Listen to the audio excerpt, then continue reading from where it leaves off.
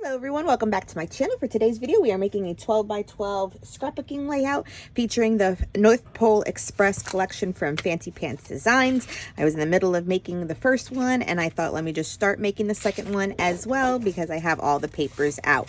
We are going to make 3 by 3 squares and we're going to turn them into little stamp looking moments with my little scalloped edge scissors and go from there. Besides that, I don't know what I want to do yet. So 3 by 3 squares is first, and let's get started.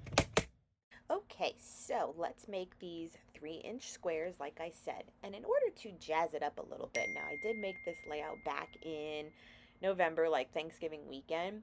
And so my intention was at this time was to use, I did use the scalloped edge scissors because that is what I'm using like as a detail in my December daily, simply because the lovely Allie Edwards had brought it back, and a few of her like decorative embellishments and add-on pieces were this like stamp motif, and so I had these scissors as well, and so I thought let's go ahead and make all of these look like little stamps in general too. And don't get me wrong, like it took a while to get used to them again, to like line up the pattern just right.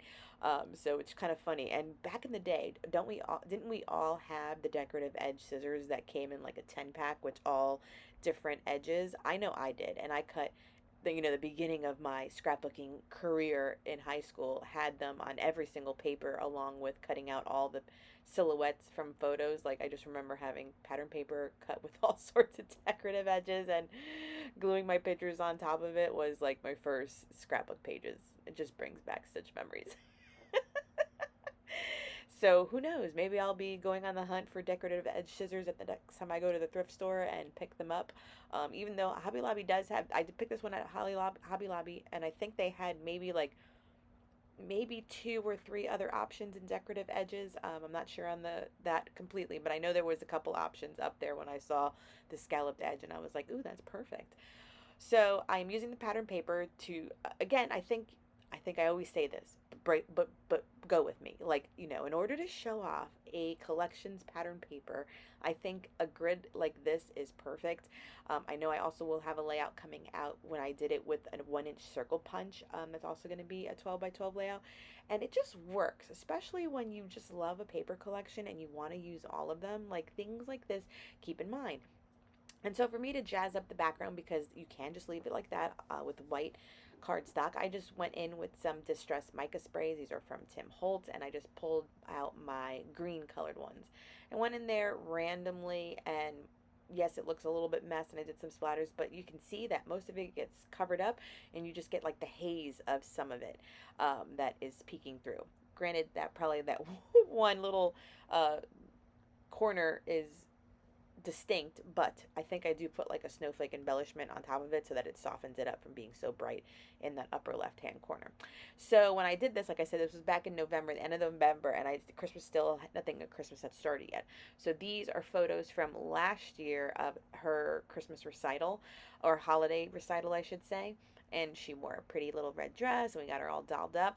She did have a recital this year.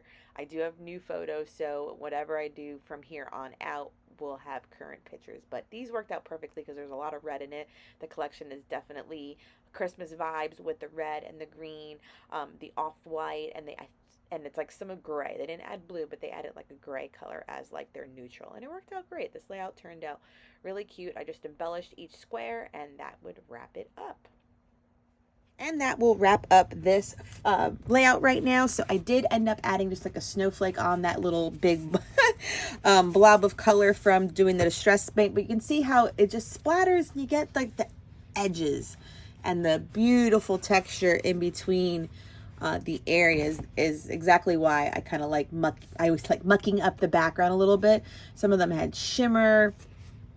And so it's just details that you wouldn't get otherwise. And if you just put it on white cardstock, it would look just as beautiful. I just added more of, I guess, a tie element to it, some mixed media to it.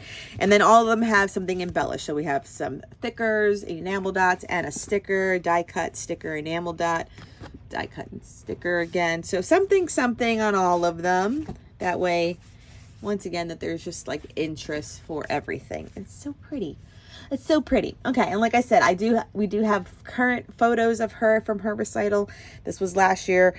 So I will probably, I always date it this year, and then my journaling, I'll put it on the back, will be that these are photos from 2023, not 2024. That always confuses me how to date it. But thank you so much for joining me. Please subscribe. I will leave this linked in my description box to find it on fancypants.com, but you can also find it at scrapbook.com and cherry on top. Those retailers also carry the collection. Yeah, so they'll be linked down below. Thank you so much for joining me. Please subscribe if you are new to my channel. Give this video a thumbs up, and until next time, everyone, bye.